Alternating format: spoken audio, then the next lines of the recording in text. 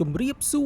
ស្តីទាំងអស់គ្នាវិលត្រឡប់មកវិញជាមួយនឹងវីដេអូថ្មីរបស់ The Traveler 2ហើយបាត់អ្នកទាំងអស់គ្នាបាត់ខ្ញុំជាមួយនឹងអ្នកទាំងអស់គ្នាដូចជាតាំងពីខែ11មកតាំងពីអ៊ំទូកមកឥឡូវទៅតែបានដើរលេងវិញទេនៅខែ3នេះដូចអ្នកទាំងអស់គ្នាដឹងចឹងថាយើងមានរឿងជាច្រើនដែលយើងឆ្លងកាត់ក៏ប៉ុន្តែសង្ឃឹមថារឿងល្អនឹងចូលមកក្នុងជីវិតអ្នកទាំងអស់គ្នាក៏ដូចជានៅក្នុងប្រទេសជាតិយើងផងដែរហើយឥឡូវនេះអាយ៉ានៅផ្លូវនេះហ្នឹងយើងទៅណាទៅណយើងទៅណាទៅបាទគឺដំណើរកំសាន្តមួយនេះដែលខ្ញុំគុំទៅជាយូរមកហើយគឺជាដំណើរកំសាន្តទៅឯខេត្តសៀមរាបទឹកដីនៃប្រាសាទអង្គរវត្តរបស់យើងដែលជាកន្លែងមួយដ៏ល្បីល្បាញនៅលើពិភពលោកផងដែរហើយខ្ញុំជាមួយនឹងភរិយាខ្ញុំខ្ញុំចេញទៅតាំងពីម៉ោងដូចជា5ជាងដែរបាទជាងយប់ដូចអ្នកនរនេះឃើញដើមប្លុកហ្នឹងអញ្ចឹងហើយអ្នកនរនេះឃើញអាស្អីដុំហ្នឹងកុំបកែបកាន់បាទជីយប់ឡើងទៅសัตว์អីហោះបុកទៅដឹងមិនជីលឿនទៅវាដូចអត់រេអត់ហោះទៅណាវាទុំនៅហ្នឹងទោះតែបានបាយថ្ងៃបាយល្ងាចអីបានដឹងថាអូមានអីជាប់នៅហ្នឹងហើយខ្ញុំទៅនេះគឺចំទៅថ្ងៃធម្មតាទេអញ្ចឹងវាដូចជាមិនមានអីដែលថាចរាចរណ៍មិនមានញឹកអីទេ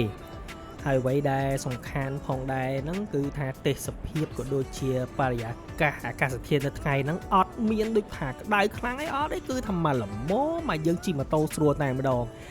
ហើយឥឡូវមានអីទៅអាប់ដេតជូនអ្នកនរគ្នាណោះដូចជាម៉ូតូដូចអត់មានអីអាប់ដេតទេនៅដដែល1200នៅ1200ហ្នឹងអត់មានបានថែម1201 1202ទេបាទនៅដដែលអត់មានលុយដូរប៉ុន្តែប្រហែលជាអាចនឹងអនាគតទៅឆាប់ហ្នឹងប្រហែលជាអាចថែមម៉ូតូ classic មួយទៀតទុកជីផឹកកាហ្វេក្នុងក្រុងអញ្ចឹងប្រហែលជាអាចមាន content ម៉ូតូ classics ឥឡូវយើងមកមើលជាមួយនឹងការងារយើងបន្តទៀតឥឡូវជីលេងហ្នឹងចង់ដល់ស្គួនបាត់ហើយដោយសារដូចខ្ញុំថាអញ្ចឹងយើងចេញពីព្រលឹមហើយយើងជីមកល្មមដែរនិយាយទៅអាចនិយាយថាអ្នកជី GS ស្រុកខ្មែរហ្នឹងគ្មានណាគេជីយឺតជាងខ្ញុំទៀតទេខ្ញុំជិះតែ78-90ដោយសារតែទី1គឺខ្ញុំទៅតែ2នាក់ទេខ្ញុំទៅតែម៉ូតូទេអញ្ចឹងបើសិនយើងជិះលឿនមានការអីគ្មានណាជួយយើងតាន់ទេគឺយើងតែឯងនឹងដែរអញ្ចឹងយើងជិះល្បឿនប៉ុណ្ណឹងល្មមទី2ល្បឿន70 80 90 100ហ្នឹងគឺជាល្បឿនមួយដែលអត់ប្រឹងណាមានន័យថាខ្យល់ក៏ដូចជាអីហ្នឹងគឺធូរខ្សុយហ្មងអញ្ចឹងមានការអីយើងអាចcontrol បានគ្រប់ពេលវេលាហើយទី3ហ្នឹងគឺយើងត្រូវគិតអំពីអ្នកក្រោយយ៉ាងដែរមានន័យថាអ្នកដែលជិះជាមួយយើងខាងក្រោយដូចភរិយាខ្ញុំអញ្ចឹងបើយើងជិះលឿនចង់គាត់ភ័យដែរអញ្ចឹងយើងសម្រួលឲ្យស្រួលអស់គ្នាទៅសុបាយអស់គ្នាបាទឥឡូវជិះមុនហ្នឹងអ្នកអស់គ្នាទៅឃើញជិះតាមផ្លូវទៅក៏ឃើញបងមកគូដែរបាទគាត់ជិះទៅប៉ុន្តែមិនដឹងថាគាត់ទៅណាទេជិះមកសន្ទុះទៅងាកមកក្រោយទៅបាត់គាត់ប្រហែលជាគាត់អាចត្រូវទឹមកំពង់ធំអីក៏មិនដឹងហើយយ៉ាងម៉េចដែរទាំងអស់គ្នាមករយៈហ្នឹងសុខសប្បាយដែរទេបាត់យូរដែរនេះបាត់ចង់3ខែដែរហើយកន្លែងនេះឈប់ហ្នឹងគឺឈប់ឆែកម៉ែបដោយសារប្រពន្ធគាត់ចង់ញ៉ាំអីនៅកន្លែងគេឈ្មោះកន្លែងនៅកំពង់ធំនេះពេលព្រឹកនេះតែចៃដល់នេះជិះហួសបាទអូរឿងដល់កបាទតែយើងសម្រាប់សំណួរថាអីទេអូននៅខាងមុខនោះយើងមានការ៉ាស់សាំងអីនេះដែរអូនិយាយរឿងការ៉ាស់សាំងពេលដែលខ្ញុំចេញទៅនេះគឺខ្ញុំចាក់មកពេញធំកន្លែងស្ពានហួស6អានតិចហ្នឹងខ្ញុំបានថតខ្ញុំចូលតូតាល់ដើម្បីចាក់សាំងមកពេញហើយការខ្ញុំទៅហ្នឹងសាំងអត់តន់ឡើងហួសទេបាទសាំងការខ្ញុំទៅហ្នឹងគឺនៅ38ឡើយទេអូបើថាសាំងឡើងនេះឥឡូវអាចរៀងគ្រប់ទុកដែរអញ្ចឹងចំពោះអ្នកនរគ្នាផងដែរយើងបើយើងដឹងថារបស់យើងវាស៊ីសាំងស៊ីអីយើងយើងរួលទៅណាយើងនៅចិត្តដឹងទៅដូចថាត្រឹមកាហ្វេត្រឹមពងឆ្នាំងអីទៅណាអូខេហើយឥឡូវនេះចូលដល់កន្លែងក្រសាំងកាល់តិចបាទដើម្បីស្រស់ស្រួលអាហារពេលព្រឹកពីព្រោះអីពេលហ្នឹងថាចូលញ៉ាំអីទេដល់ពេលជីហួសទៅក៏ចូលកាល់តិចនឹងបដ ாய் ទៅអញ្ចឹងពេលហ្នឹងផឹកកាហ្វេឆុងមីញ៉ាំក៏ដូចជាទិញប្រហិតញ៉ាំផងដែរនៅពេលហ្នឹងណាហើយអញ្ចឹងទៅក៏ខ្ញុំអត់បានថតក្នុងម៉ាតអីដែរដោយសារក្នុងម៉ាតអត់មានអីដែលយើងត្រូវថតទេ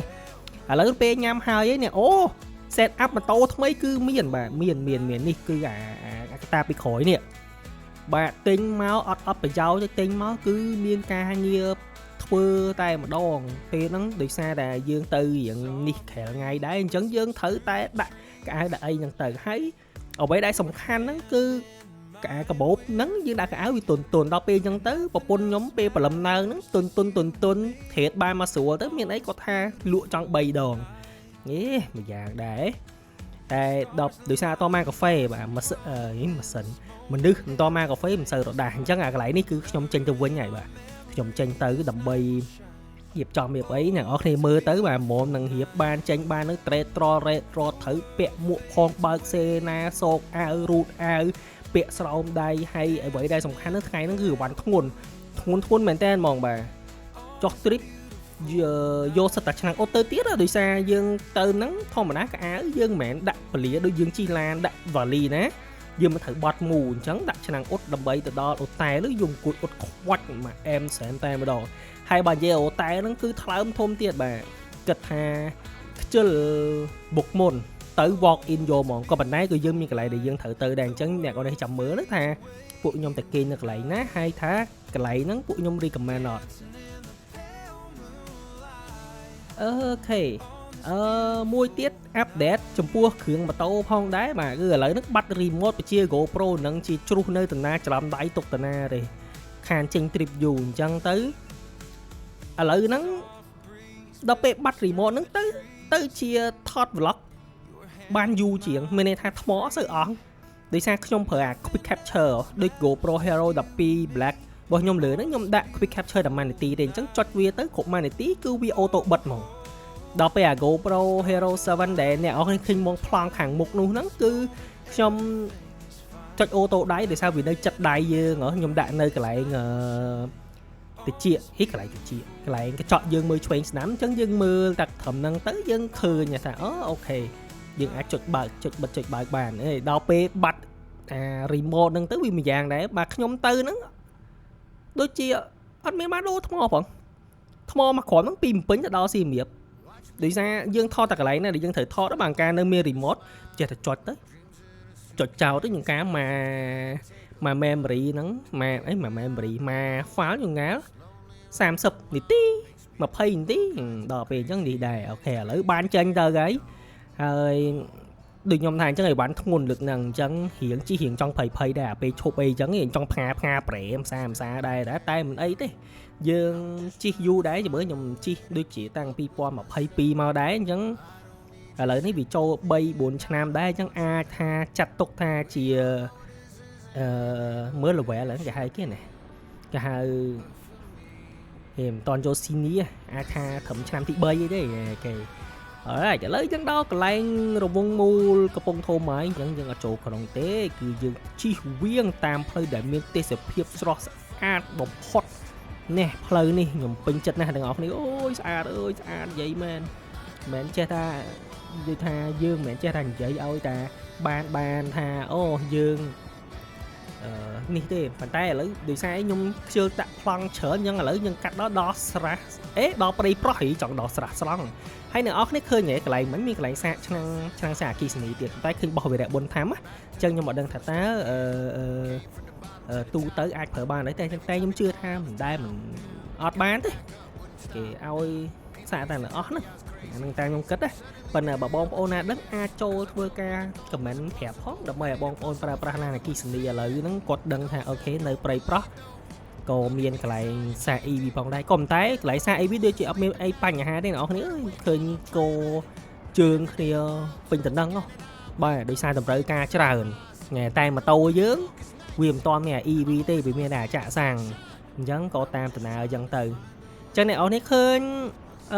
ផ្លូវយើងគឺមិនស្ងាត់ទេណាអត់ស្ងាត់ទេគាត់ថាវាមិនមានញឹកដោយសារថ្ងៃដែលខ្ញុំទៅហ្នឹងមិនមែនចំថ្ងៃបនទៀនដែលយើងអាចចេញទៅសមុទ្រទៅអស់គ្នា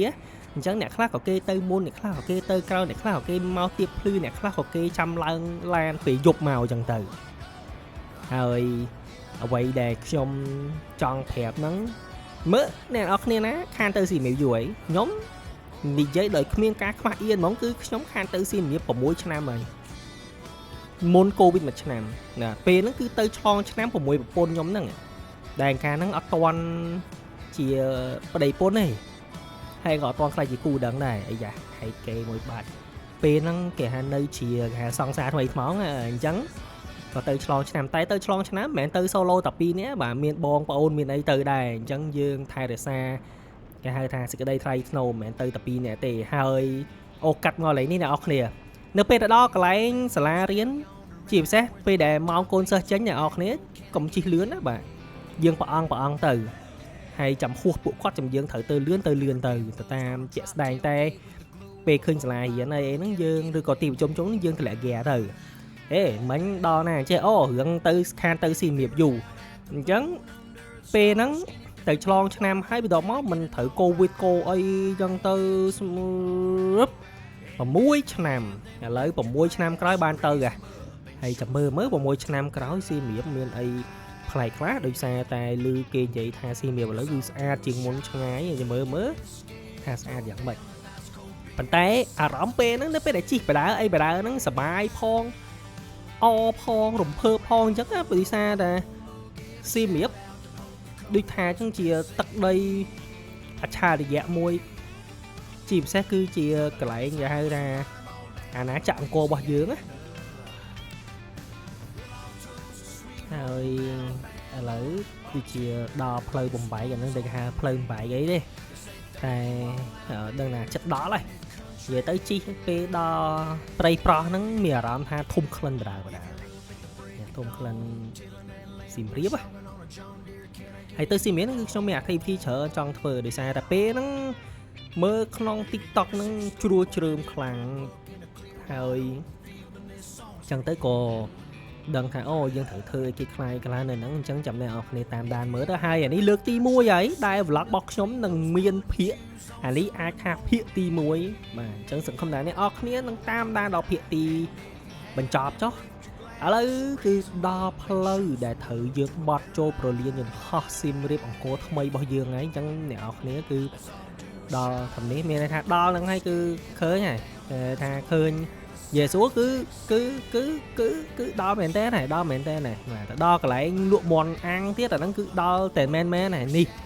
អូ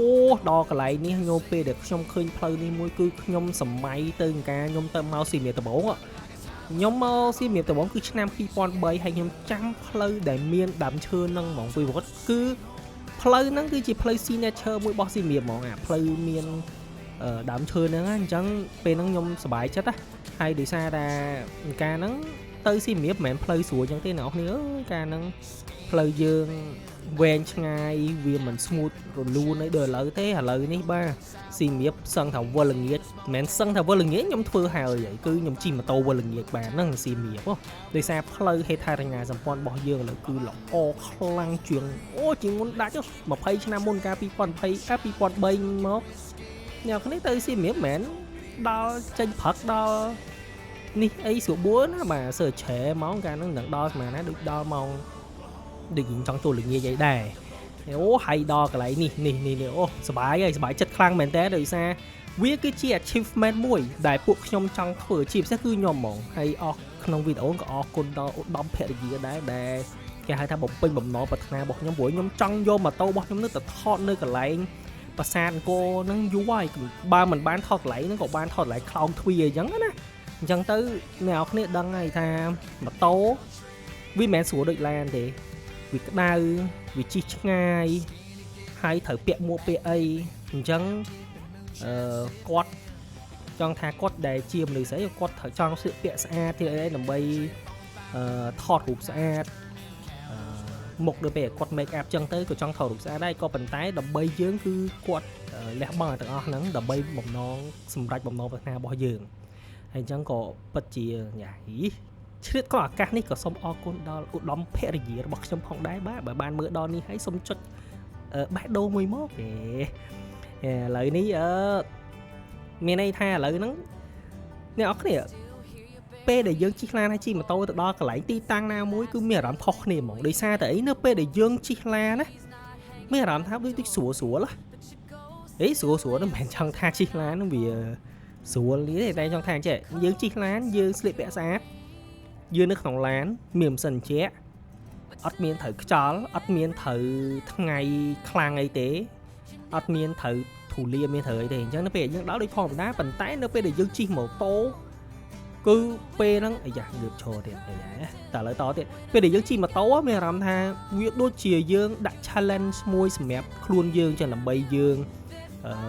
ដូចថាដល់គោលដៅហ្នឹងមួយអញ្ចឹងនៅពេលដល់គោលដៅមួយយើងថាសប្បាយអូយអស់តោះឲ្យលោកអើយសប្បាយសប្បាយអញ្ចឹងគេអាចថានេះវាជាចំណុចល្អមួយនៃការជិះម៉ូតូផងដែរអូខេឥឡូវសុំវ៉ាឡានមួយបាទសុំអធិស្ឋានបាទដោយសារឡានយឺនតិចអញ្ចឹងទៅខ្ញុំក៏បន្ថែមលបឿននេះទៅ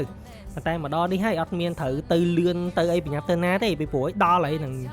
អញ្ចឹងយើងចាប់ដើមបើកស្រូបយកខ្យល់អាកាសហើយបើនិយាយពីស្រូបខ្យល់អាកាសទៀតមកដល់សៀមរាបនេះគឺធំក្លិនធម្មជាតិដើមឈើបៃតងហ្មងអត់មានដូចថាយេស្រួលធម្មតាទេអ្នកនរគ្នាយើងនៅទីក្រុងវាបណ្ដុំគេហៅថាមានរបស់ច្រើនណាអញ្ចឹងវាធម្មតាទេខ្យល់អាកាសនៅទីក្រុងវាមិនសូវល្អដូចជានៅខេត្តនៅជនបទអីទេតែចំពោះសៀមរាបមួយគឺ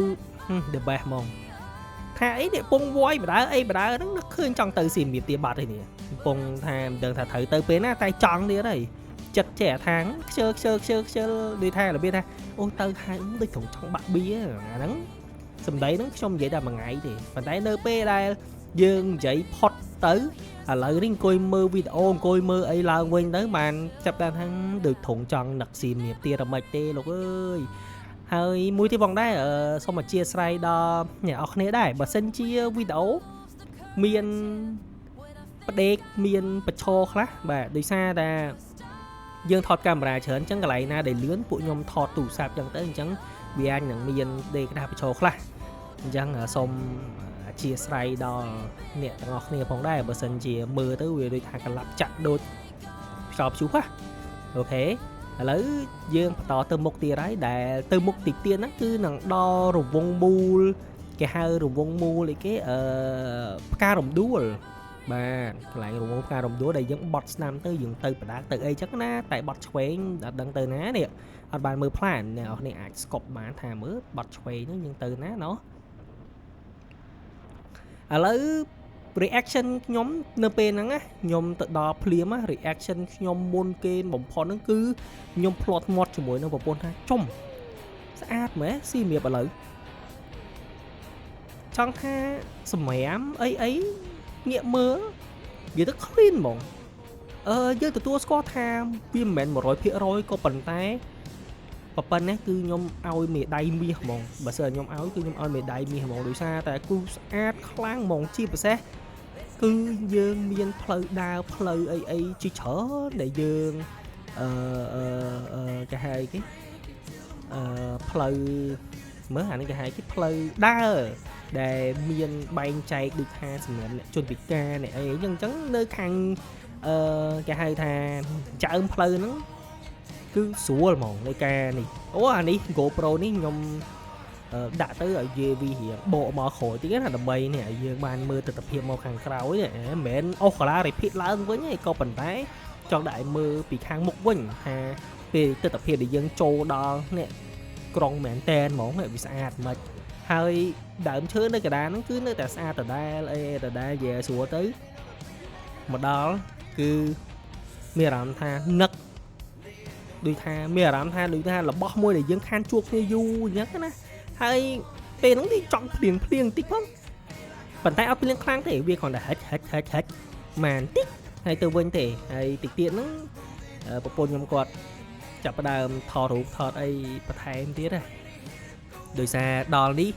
យើងអាចដកទូរស័ព្ទអីកាន់ថតតាមផ្លូវបានហើយយើងទៅដល់នេះហើយយើងអត់មានត្រូវជិះលឿនជិះវ៉ាជិះអីទៀតទេដោយសារដល់ជាsốដល់គោលដៅអីអញ្ចឹងយើងតាមដំណើរមកសបាយចឹងទៅអូខេហើយនេះយើងដល់ stop ដល់អីចឹងទៅនិយាយស្រួលទៅកន្លែង stop កន្លែងគឺនៅដែរស្រួលទៅដែរកន្លែងនេះចាប់ដើមដោះស្រោមដៃដែរអ្នកនរគ្នាវាដូចរៀងចង់ក្តៅដៃដែរដោយសារយើងប្រឹងមួយថ្ងៃអីហើយតាមអីដែលខ្ញុំចាំពេលហ្នឹងដល់ដូចជាខ្ទង់ម៉ោង10ជាងអីហ្នឹងហើយដូចជាខ្ពង់ម៉ោង10ជាងអីហើយអត់តន់ clear ទេដោយសារ breakfast នេះពី breakfast ហាពេលព្រឹករៀងយឺតដែរពេលហ្នឹងរៀងយឺតមិនតិចរៀងយឺតមិនតិចញ៉ាគេបើដែរហ្នឹងលើកដៃពីរមើលឆ្វេងស្នាមអញ្ចឹងទៅហ្នឹងសบายដែរហើយប្រពន្ធខ្ញុំពេលដែលគាត់ជិះម៉ូតូដំបូងផលពិបាករំខានមិនផលពិបាកហ្នឹងថាផលរំខានមុនគេដែលគាត់ទទួលបានហ្នឹងគឺអារឿងពាក់វ៉ែនតាហ្នឹងតែហ្មងដោយសារហើយបើសួរថាចុះមិនបានខ្ញុំពាក់បានដោយសារយើងសក់ខ្លីណាស់គ្នាមនុស្សប្រុសយើងសក់ខ្លីដល់ពេលយើងសក់ខ្លីវ៉ែនតាយើងគាត់សុខខ្វាច់ហើយតែលីស្អីគាត់សក់វែងអញ្ចឹងនៅពេលពាក់ម៉ាស់ពាក់អីទៀតទៅវាត្រូវមូមិនអីមិនចឹងណាទៅពេលសោកទៅវាអត់ចូលបានល្អទេប៉ុន្តែឥឡូវហ្នឹងគាត់រកជំរឿសឃើញហើយគាត់ពាក់ contact lens តែខ្ញុំសួរគាត់ដែរថាពាក់ contact lens ហ្នឹងយើងពាក់ជិះម៉ូតូពាក់យូរអញ្ចឹងអត់អីហើយគាត់ថាអត់អីទេហ្នឹងដោយសារគាត់អ្នកពាក់ contact lens ដែរដោយសារចឹងទៅបានគាត់នឹកឃើញថាអូខេយើងពាក់ចឹងមកហើយពេលហ្នឹងដឹងនិយាយស្អីខ្លះទេលោកអើយតែក្នុងចិត្តសប្បាយនិយាយហ្នឹងនិយាយតាមសេណាណាតិចគិតថាងអឺតកអឺតអីមកនិយាយមកនេះអត់ទេបាទគឺនិយាយតាមសេណាទេហើយតាមផ្លូវហ្នឹងកន្លែងសង្ហាគារខ្លះអីខ្លះហ្នឹងក៏ខ្ញុំនៅចាំដែរថាអូមានតាំងពីយូរតាំងពីអើយហើយឥឡូវហ្នឹងអញ្ចឹងអីចឹងណានិយាយស្រួលមានអារម្មណ៍ថាដូចជារំលឹកអតីតកាលទៅការពីតូចអញ្ចឹងមកដល់ផ្លែកភ្នែកជាពិសេសឃើញផ្លូវភ្លោះផ្លូវអីចេះតែនិយាយថាអូលុយនិយាយមែនលុយមែនសៀមរាបទឹកដីសវណ្ណភូមិទឹកដីហើយថាអីពេលអាយុរៀងចាស់ទៅប្រហែលជាអាចរកដីនៅសៀមរាបអីនៅចង់ធ្វើជាប្រជាជននៅសៀមរាបហ្មងពេលហ្នឹងមិនមកសុំអ្នកនៅសៀមរាបបើថាបានមើលវីដេអូនេះសុំរាប់អានផងអ្វីដែលសំខាន់នៅពេលហ្នឹងខ្ញុំដំបូងខ្ញុំគិតថាអញ្ចឹងខ្ញុំគិតថាខ្ញុំទៅថ្ងៃធម្មតាអីធម្មតាអញ្ចឹងប្រហែលជាមិនសូវសបោមនុស្សទៅអីតែខ្ញុំមានអារម្មណ៍ខ្ញុំគិតខុសបាទសៀមរាបអត់ស្ងាត់ទេអ្នកនរគ្នាអត់ស្ងាត់ទេកន្លែងដែលខ្ញុំគេហ្នឹងនិយាយឲ្យហើយទៅដល់ទៅកន្លែងដែលខ្ញុំគេហ្នឹងគឺសល់តែ2បន្ទប់ទេបាទសល់តែ2បន្ទប់ទេបើអត់តន់ទៀតគឺស្ញាញ់ពេលហ្នឹងយើងត្រូវចំណាយពេលរកអូតែលផ្សេងទៀតអញ្ចឹងគឺសៀមរាបថ្ងៃខ្ញុំទៅហ្នឹងគឺជាថ្ងៃធម្មតាអត់មានថ្ងៃបុណ្យថ្ងៃទៀនថ្ងៃអីទេជាថ្ងៃធម្មតាសុទ្ធសាធតែម្ដងគឺភ្ញៀវជាតិក៏ដូចជាភ្ញៀវទេសចរអន្តរជាតិគឺមកច្រើនណាស់ជាពិសេសគឺនៅ Pub Street ដែលនៅអាចថាប្រហែលជាអាចក្នុងភាគ2អីឃើញណាបាទក្នុងភាគ2អីប្រហែលជាអាចឃើញពេលដែលខ្ញុំទៅ Pub Street ដែរព្រោះថ្ងៃទី1នេះគឺអត់បានទៅ Pub Street ទេបាទថ្ងៃទី1ទៅ Pub Street ទេដោយសារយើងមកចង់យូបាក់បៀដែរហើយពេលដែលទៅនេះហ្នឹងគឺយើងជិះទៅរកកន្លែងគេងតែម្ដងទៅហូតែលគេហៅសន្តាគារបាទកន្លែងដែលខ្ញុំគេហ្នឹងគឺឈ្មោះ Holy Angkor អញ្ចឹងចាំមើលអ្នកនរគ្នាពេលទៅដល់នេះចាំខ្ញុំដាក់នេះឲ្យមើលអូយឃើញហើយចង់ទៅទៀតណាសឹងថាវយហើយឡើងទៅនេះតែធ្វើមិនអ្នកនរគ្នាយើងត្រូវតែធ្វើការមិនធ្វើការទេវាអត់លុយបាទតែថាអីអានោះវាជាទឹកចិត្តមួយដែរអ្នកនរគ្នានៅពេលដែលយើងធ្វើការនៅពេលយើងបានដើរលេងសប្បាយដែរអញ្ចឹងមានទឹកចិត្តមួយចង់ធ្វើការដែរបាទពេលខ្លះចង់ថាពេលខ្លះចង់យើងធន់យើងអីដែរតែដល់ពេលយើងជានឹកឃើញអញធ្វើការទៅបើមិនធ្វើការទេមានលុយណាដើរលេងអញ្ចឹងអានោះវាជាការជំរុញទឹកចិត្តខ្លួនឯងមួយដែរដើម្បីឲ្យយើងបង្ខំដើម្បីឲ្យយើងខិតខំធ្វើការបន្ថែមទៀតហើយកន្លែងឈប់លើង stop នេះគឺនៅដដែលអីដដែលទាំងអស់អ្នកអរគ្នាអើយមិននេះទេនិយាយទៅដូចថា flashback ទៅនេះមុនហ្នឹងហើយខ្ញុំទៅសំណាងដែរបានមេឃអាកាសធាតុវាអត់ក្តៅអត់ឆេះអីទេមកល្មមមកសំសួនតែម្ដងមកយើងជិះម៉ូតូយើងដើរយើងជិះយឺជិះតិចអីក៏នៅនេះដែរហើយឥឡូវនេះជិះហ្នឹងគឺឡើងស្ពានទៅខាងមុខហ្នឹងគឺព្រះរាជដំណាក់របស់ព្រះមហាក្សត្រអញ្ចឹងដល់កន្លែងរង្វង់មូលមុខហ្នឹងបត់ឆ្វេងខ្វាច់តែម្ដងបាទហើយកន្លែងនេះបើអ្នកនរគ្នាជិះទៅត្រង់ក៏គេឲ្យជិះទៅដែរណាដោយសារកន្លែងនេះគឺគេហៅថាគេបច្ចេកហើយនេះផ្លុកកន្លែងហ្នឹងគឺបច្ចេកហើយអញ្ចឹងយើងអាចជិះចូលតាមនឹងបានទេបើចង់អត់ធុកអត់អីយើងចូលតាមខាងក្រោយហើយអត់ធួយអីហ្នឹងគឺក៏ខ្ញុំនឹងចូលដែរតែដូចជាថ្ងៃទី3អីបាទបានចូលដោយសារយើងត្រូវទៅណាទៅនេះស្របផ្លូវនេះយើងចូលតែម្ដងអូ ខ្ញុំមើលហើយខ្ញុំនៅតែតសើខេត្តសៀមរាបគឺស្អាតខ្លាំងមែនតើអ្នកនរនេះងាកជាពិសេសកន្លែងដើរកន្លែងអីមានទាំងអស់ណាឆ្វេងស្ដាំគឺមានទាំងអស់និយាយទៅខ្ញុំអរគុណមែនតើចំពោះខេត្តសៀមរាបអភិបាលខេត្តសៀមរាបដែលលោកបានរៀបចំបានស្អាតណា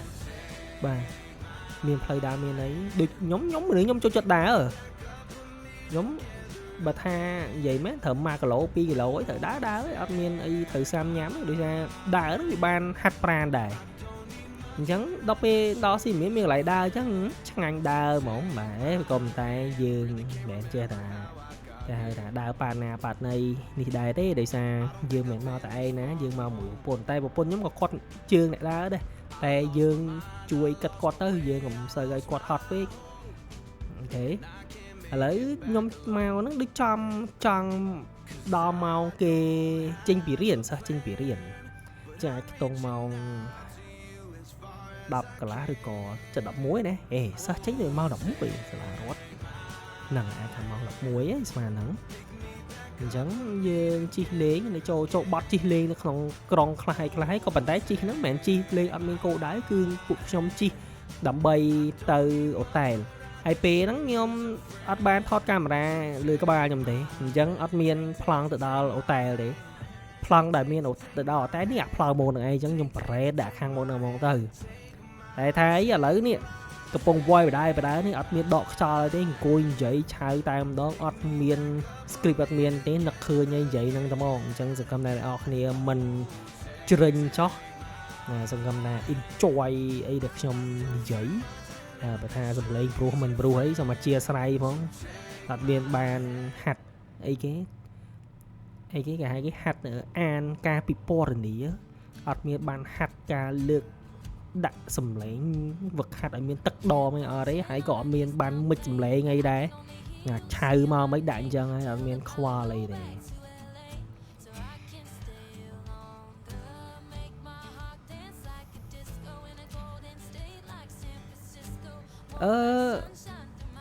មកដល់នេះហ្នឹងខ្ញុំតម្លាក់បូមអ្នកនរគ្នាប្រហែលអ្នកនរគ្នាអត់បានឃើញហើយខ្ញុំចុចតម្លាក់បូមព្រោះម៉ូតូ BM នេះតែឆ្នាំខ្ពស់ទៅវាមានអាហ្នឹងហើយអញ្ចឹងខ្ញុំដូចថាអីវ៉ាន់ធ្ងន់ពេកអញ្ចឹងទៅខ្ញុំក៏តម្លាក់បូមទៅទៀបទៅដើម្បីឲ្យជើងដល់បាទព្រោះអីវ៉ាន់ធ្ងន់បាទធុងឆ្វេងស្ដាំហើយធុងខាងលើហើយឥឡូវថែមកៅអៅទៀតអញ្ចឹងរៀងក្រែដែរនិយាយទៅដូចរត់ចេញពីផ្ទះមកដេកនៅខេត្តប្រហែលឆ្នាំប្រហែលខែអញ្ចឹងបាទតែពិតតែប្រហែលថ្ងៃទេកន្លែងដែលខ្ញុំគេហ្នឹងគឺនៅចិត្ត brown កាហ្វេដែលនៅចិត្តការតិចនេះអ្នកនរគ្នាដល់ហើយនេះហើយកន្លែងហ្នឹងមូលហេតុដែលខ្ញុំទៅកន្លែងហ្នឹងគឺដោយសារទី1កន្លែងចតម៉ូតូគឺធំទលាយមែនទេកន្លែងចតឡានយើងនិយាយជារួមចេះកន្លែងចតអញ្ចឹងសម្រាប់អ្នកជិះម៉ូតូធំពេញចិត្តហើយកន្លែងមានកន្លែងចតអញ្ចឹងណាដោយសារអ្នកមានគេហៅគេមានដបូលនេះផងបាទបើថាដបូលហ្នឹងមកមិនតាន់ទេយើងដាក់ក្តារថ្ងៃទៅក៏ប៉ុន្តែពេលដែលខ្ញុំមកហ្នឹងភ្ញៀវគេដើរលេងហើយគេទៅដើរលេងគេទៅអីនេះហើយនេះកន្លែងឈ្មោះHoly Angkor Hotel អញ្ចឹងអ្នកនរអាចឆែកមើលទៅហើយតម្លៃក៏សមរម្យបន្ទប់ក៏ស្អាតហើយពេលហ្នឹងក៏សម្រាកសំមុំអីមកស្រួលខ្លួនទៅសម្រាប់តិចទៅថ្ងៃក៏ងូតទឹកចាប់ដើមចេញមកហើយពេលហ្នឹងអត់មានប្លង់លើមួកលើអីទៀតទេមានតែប្លង់មុខហើយប្លង់ក្រោយខ្នងចេះទេដោយសារពួកខ្ញុំដូរមួកដោយសារពាក់អាមួកទូរទស្សន៍នោះទៅយើងត្រូវពាក់ម៉ាស់ផងយើងត្រូវនេះផងអញ្ចឹងទៅយើងបានស្អាតបានអីហើយកន្លែងនេះតាមខ្ញុំចាំដូចជាធ្វើដំណើរទៅសារមន្ទីរដើម្បីចង់យល់ដឹងបន្ថែមអំពីប្រវត្តិសាស្ត្រអំពីវប្បធម៌របស់យើងបន្ថែមទៀតអញ្ចឹងឥឡូវដាក់ map ទៅហើយទៅហ្នឹងមានអារម្មណ៍តែប្លែកចេះនៅពេលដែលយើងទៅកន្លែងណាមួយហើយយើងអត់ស្គាល់ហើយយើងចុច map ចុចអីជីឬក៏ដើរតាមអីអញ្ចឹងអារម្មណ៍ហ្នឹងមិនដឹងនិយាយថាម៉េចតែប្លែកតាតែមុននឹងខ្ញុំជិះទៅហ្នឹងខ្ញុំរកអីញ៉ាំព្រោះអត់ញ៉ាំអីថ្ងៃទេដល់ពេលអញ្ចឹងរកអីញ៉ាំជីលេចកើតអត់មានអីញ៉ាំក៏ដាច់ផឹងបាទគឺដាច់បាយថ្ងៃតែម្ដងកុំឲ្យខាតលុយច្រើនអញ្ចឹងយើងចំណេញលុយដែរ ហើយក៏ប៉ុន្តែកុំធ្វើដូចខ្ញុំណាអត់កើតទេបើសិនជាសុខភាពយើងខ្សោយអីបាទណាហើយមួយទៀតផងដែរគឺមួកសុវត្ថិភាពគឺនៅតែពាក់ទោះបីជាមួកមិនក៏ដោយក៏យើងនៅតែពាក់ដើម្បីការពារមកនេះចឹងអ្នកនរគ្នារឿងមួកមួយកុំប្រហែលសោះគឺវាអាចជួយជីវិតយើងបានច្រើនអូខេឥឡូវនេះគឺខ្ញុំពេលផ្លូវចូលផ្លូវអត់បានថតបានអីទេអញ្ចឹងពេលហ្នឹងគឺខ្ញុំដើរចូលសារមន្ទីរអីអញ្ចឹងទៅហើយខ្ញុំក៏អត់ថតបង្ហោះច្រើនដែរគឺចង់ឲ្យអ្នកនរគ្នាលើកទឹកចិត្តអ្នកនរគ្នាដើម្បីឲ្យទៅស្វែងយល់ឲ្យបានច្រើនគឺខ្ញុំចំណាយពេល3ម៉ោងជាងនិយាយស្រួលគឺខ្ញុំថ្ងៃគេមានគេហៅថាគេអូឌីយ៉ូគេមានកាសសំឡេងដើម្បីយើងស្ដាប់ពីចំណុចមួយអញ្ចឹងអ្នកនរគ្នាគួរតែចំណាយពេលទៅហើយអញ្ចឹងខ្ញុំក៏បានថតឲ្យច្រើនខ្ញុំថតបានច្រើនក៏មិនដែរខ្ញុំអត់ដាក់នៅក្នុងនេះឲ្យច្រើននេះគឺចង់ឲ្យអ្នកនរគ្នាទៅស្វែងយល់ខ្លួនឯងថានៅកន្លែងហ្នឹងទីមិនក៏ប៉ុន្តែអ្នកនរគ្នាឃើញរបស់ជាច្រើនដែលយើងអត់ដែរឃើញបាទឃើញរបស់អូយនិយាយទៅដល់កន្លែងហ្នឹងមានអារម្មណ៍ថាព្រឺហ្មងនិយាយថាមិនមែនព្រឺភ័យខ្លាចទេគឺយើងរំភើបថាដូនតាយើងការជំនាន់ហ្នឹងគឺខ្លាំងហ្មងអ្នកនរគ្នារបស់ខ្លះសល់ហ្នឹង2 3 400 500 600ឆ្នាំមុនគឺនៅហ្នឹងយើងឃើញទាំងអស់អញ្ចឹងបានថាអូដូនតាបុព្វបុរសខ្មែរយើងពីជំនាន់ដើមគឺខ្លាំងតែម្ដងតាក់ទងជាមួយនឹងចម្លាក់តាក់ទងជាមួយនឹងការកសាងការអីគឺពួកគាត់បានគិតបានច្បាស់តែម្ដងអញ្ចឹងចេញពីហ្នឹងទៅគឺរកអីញ៉ាំពេលល្ងាចហើយដោយសារចង់ទុនដៃទុនជើងអញ្ចឹងពួកខ្ញុំទៅហ្នឹងគឺទៅអីគេសាច់អាំងក្បឿងកន្លែងហ្នឹងក៏ល្បីដែរក៏យើងនេះដែរអញ្ចឹងតែអាំងក្បឿងហ្នឹងបាទគឺដូចតែសាច់អាំងយើងនេះទេតែយើងអាំងលើក្បឿងតែឆ្ងាញ់តម្លៃសមរម្យទទួលយកបានហើយអ្វីដែលសំខាន់ហ្នឹងទៅពេលហ្នឹងបើសិនជាទៅមិនតាន់ទេគឺអត់កន្លែងអង្គុយទៀតមកអញ្ចឹងគឺថានៅសៀមរាបនេះគេហៅថាមិនស្ងាត់ទេណាបាទអត់មានស្ងាត់ទេបាទប្រជាជនបងនៅហ្នឹងក៏គាត់នេះដែរហើយចេញពីហ្នឹងទៅក៏ញ៉ាំបង្អែមនេះបង្អែមកន្លែងដែលគេល្បីហ្នឹងខ្ញុំមិនអានឈ្មោះអត់តាន់ទេតែហ្នឹងហើយចឹងអ្នកនរគ្នាអាចស្គាល់ឲ្យបានចឹងពេលហ្នឹងទៅក៏ញ៉ាំបង្អែមញ៉ាំអីឲ្យអញ្ចឹងហើយក៏ទៅអូតែដេករោងចាំថ្ងៃទី2